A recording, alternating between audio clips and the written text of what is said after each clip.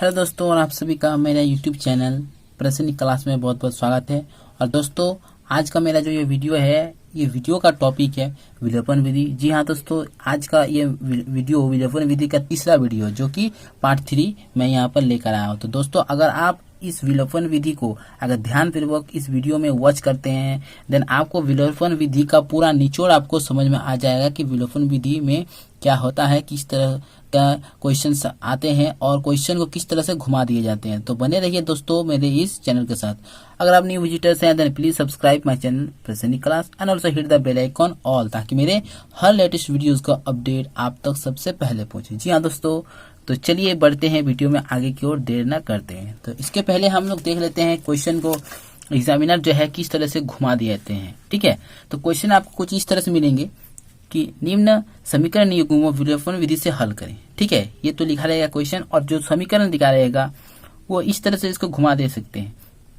3x minus 5y minus 4 is equal to 0 और 9x बराबर 2y plus 7। तो दोस्तों, आप देख सकते हैं कि ये जो दोनों ही समीकरण के जो युग्म दिए हुए हैं, इन्हें किस तरह से घुमा दिए हैं। तो सबसे पहले आपको एक जरूरी बात बता देना चाहता हूँ, जो रैखिक समीकरण होते हैं उसका एक सूत्र होता है। तो दोस्तों, कोई भी रैखिक समीकरण अगर ax plus by plus c is equal to 0 के फॉर्मेट रहता है, तो आपको समझ जाना है कि ये हमारा रैखिक समीकरण है। लेकिन जब हम विलोपन विधि की बात करेंगे तब हम कुछ इस तरह से लिखेंगे कि ax प्लस by बराबर c, यानी कि ये आपका प्लस माइनस कुछ भी हो सकता है। ठीक है, तो इस तरह से हम इसको लिखने का प्रयास करेंगे। अगर यह माइनस रहे नो प्रॉब्लम, प्लस रहे नो प्रॉब्लम, बट इस कंडीशन में होना चाहिए, तो ये हम विलोपन विधि में हल कर सकते हैं। तो चलिए बढ़ते हैं अब क्वेश्चन में आगे की ओर। सबसे पहले दोस्तों, जैसे कि आपको पता चल ही गया होगा कि हम पहले इसका हल लिखना शुरू करेंगे और लिखेंगे यहाँ माना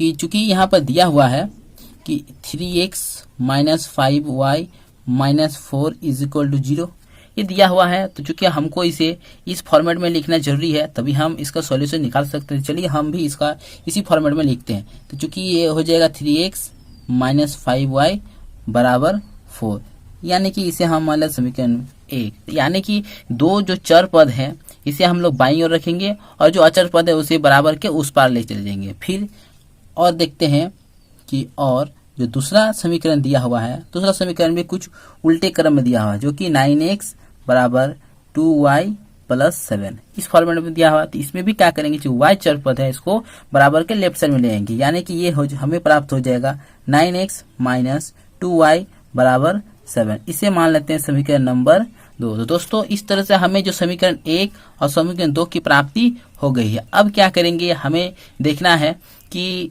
जो समीकरण 1 और समीकरण 2 में, ठीक है, जो x और y दो चर पद है, दोनों में से किसी एक चर पद को क्या करना है कि बराबर करने हैं। तो ऐसे केसेस में हम देख रहे हैं कि 3 है 3x और या 9x और यहाँ 5y यहाँ पर 2y, यानी कि दोनों ही में क्या है, कुछ ना कुछ हमको मल्टीप्लाई करने होंगे। तो दोस्तों चलिए, ऐसे केसेस में क्या करेंगे, हम कोई सी भी चर पद को हम बराबर कर सकते हैं। तो दोनों ही वीडियोस में मैंने दिखाया था आप लोगों को कि y चर पद को मल्टीप्लाई करके।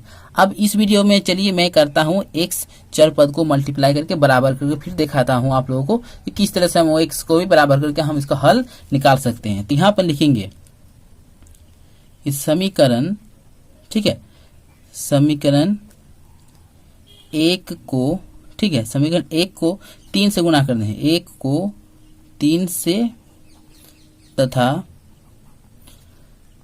समीकरण, ठीक है, समीकरण 2 को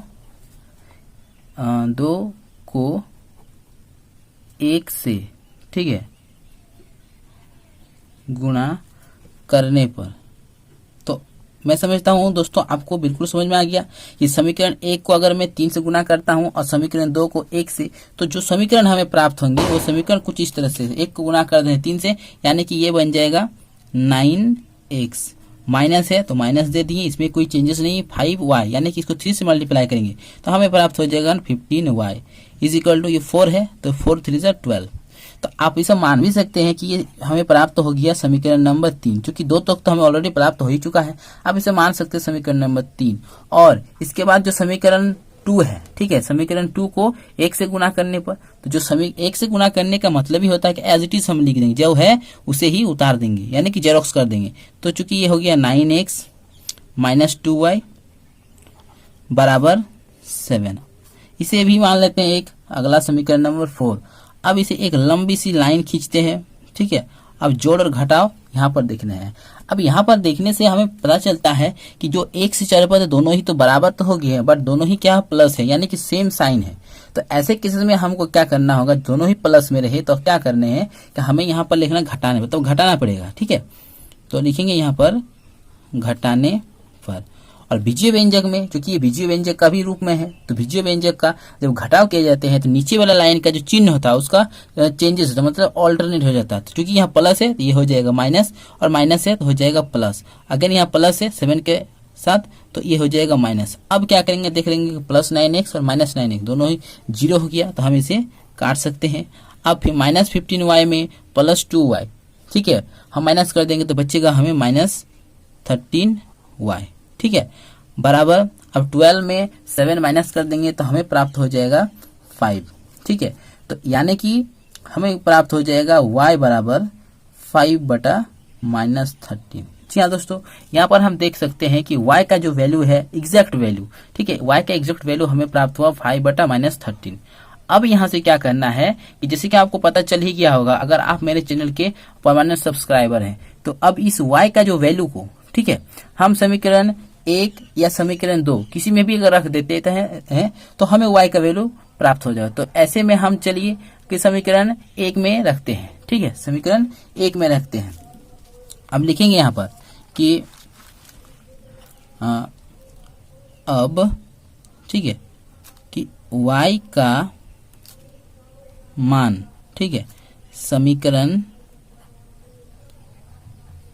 1 में रखने पर, तो देखते हैं एक में रखने पर क्या आता है। चूंकि एक बार लिख लेते हैं जो समीकरण 1 है हमारा, वो समीकरण 1 आप देख सकते हैं कि 3x माइनस 5y बराबर 4 है। इसे एक बार नोट कर लेते हैं, 3x माइनस 5y बराबर 4। अब यहाँ पर क्या करेंगे कि ये जो हमारा समीकरण 1 है इसमें हम y का मान को यहाँ रख देंगे। तो जहाँ पर y है उसको y का मान 5 बटा माइनस 13, बाकी एज इट लिखेंगे 5 इंटू y मीन्स 5 बटा माइनस 13 इज इक्वल टू 4 है तो 4। अब चूंकि आप देख सकते हैं इन दोनों में मल्टीप्लाई हो जाएगा, ठीक है, तो 3x रहा और माइनस 5 इंटू 5 मीन्स 25 बटा माइनस 13, और ये हो जाएगा आपका बराबर 4। चूंकि यहाँ भी माइनस, यहाँ भी माइनस, माइनस को माइनस से डिवाइड कर देंगे तो बन जाएगा ये हमारा प्लस। तो अब ये बन गया हमारा 3x प्लस 25 बटा 13 इज इक्वल टू 4। अब देख सकते हैं कि 25 बटा 13 और ये 4, ये दोनों ही जो है सेम जात का है, ठीक है। तो क्या करेंगे, इसको भी हम इस ओर ले आएंगे, तो हमें प्राप्त हो रहा है कुछ इस तरह से कि 3x बराबर 4 माइनस 25 बटा 13। अब यहाँ पर थोड़ा सा इसका एलसीएम लेके इसका एलसीएम लेने से हमें इसका रिजल्ट प्राप्त होगा। 3x को रख देते हैं, इसमें 1 है तो 1 और 13 का हो जाएगा 13, क्योंकि आपको ये तो पहले से ही पता है, ये और समझाने की ज़्यादा ज़रूरत नहीं है। तो यहाँ से आपको हो जाएगा ये 52 माइनस 25, ठीक है। अब चूंकि यहाँ इससे दोनों का माइनस करना होगा, ठीक है, तो यहाँ पर माइनस भी करेंगे। तो यहाँ पर 3x तो रह गया आपका 3x बराबर, आप 52 में से 25 माइनस कर देंगे तो हमें प्राप्त हो जाएगा आपका 27 बटा 13, और ये चूंकि 3x है तो x का वैल्यू जब निकालेंगे तो x इज इक्वल टू हो जाएगा 27 बटा 13 इंटू 3, यानी कि 3 और 27 डिविजिबल है, तो 3 1 जा 3 और 3 9 जा 27।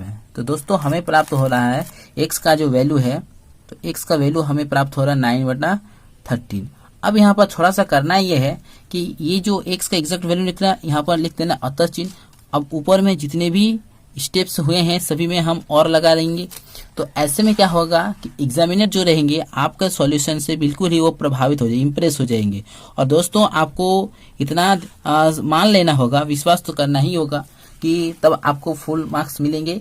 और अगर आप इस तरह के बिना ओवर राइटिंग किए अगर इसका सॉल्यूशन निकालते हैं तो मैं समझता हूँ आपको फुल मार्क्स देने से एग्जामिनर को कोई रोक नहीं सकते, क्योंकि ये जो नंबर्स उनको देने होते हैं ये अपने बैंक अकाउंट में डिपॉजिट करेंगे तो उन्हें इंटरेस्ट मिलेगा, ऐसा कोई है नहीं।